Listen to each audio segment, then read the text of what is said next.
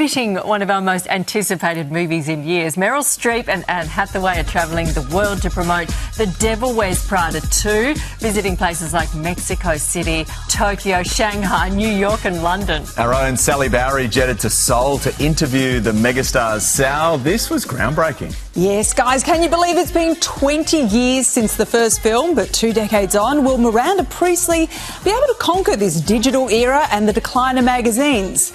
And no, that wasn't a question. Runway. It's not just a magazine. It's a global icon. The return to Runway has arrived. Together again. So what does one wear to celebrate? Not turquoise, not lapis. Cerulean blue. You're wearing a sweater that was selected for you by the people in this room. And I took your suggestion and got some Australian wool and knitted a very small cerulean cosy. You talented lady, my goodness. I took the prettiest things I've ever seen. Australians are insane. No truer word has ever been said.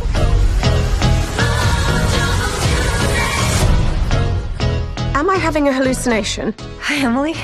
Have you been surprised by the level of enthusiasm? Because the attention, it's been extraordinary. You know what, I've been amazed by the depth of it, because you think, oh, well, in this spot it's popular, and then we'll go to the next spot and maybe not so much, but I swear it's growing. Yeah, we were filming on the street and the first day, hundreds and hundreds of people out there and shouting, and yeah, I fell down the stairs. I was so discombobulated by it early on. Once we got in the studio, I was in total command and everything. It's been 20 years since the first film, but has the fashion world changed? You made a point with the producers about the models, the size of them. Yes. And I know you were 23 when you filmed this first film. So what would the 23-year-old version of yourself say to the fact that we're still having that conversation?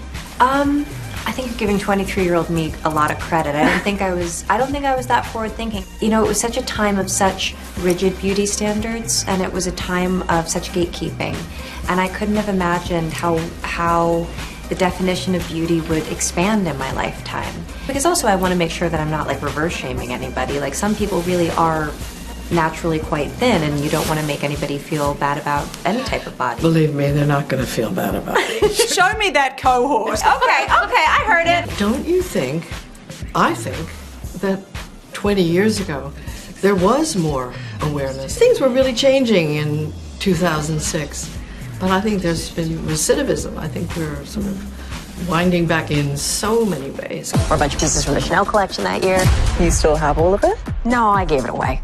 What? I know Andy gave away the Chanel, but please tell me, did you keep it? Did you keep both of you something from the original wardrobe? Please tell me you have the cerulean knit.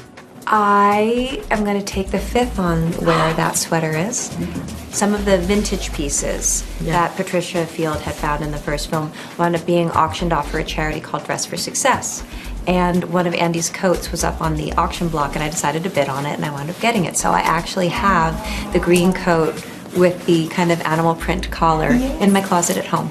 Our blokes don't go out of fashion. Aussie Patrick Bramall playing Andy's new love interest, with celeb cameos set to have audiences going gaga.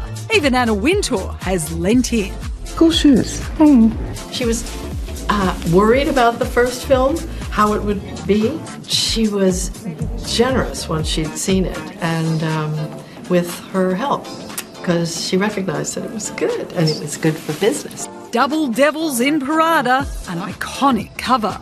That must be the first cover where a couple of grandmothers with 10 grandkids between them is on Vogue. I'd have to say I don't think we've had that before. Boom! I hope that's not what you're wearing to the dinner. And there's nothing better than a Miranda Priestly tick of approval. And that is the greatest. That is the greatest. Can I just see? Oh The squiggly. That is so I good. couldn't see. That's amazing. Australian wool. It's merino. Wow. It is embarrassing that you're now looking at the empty champagne bottle that I glued the lid back onto. That's all.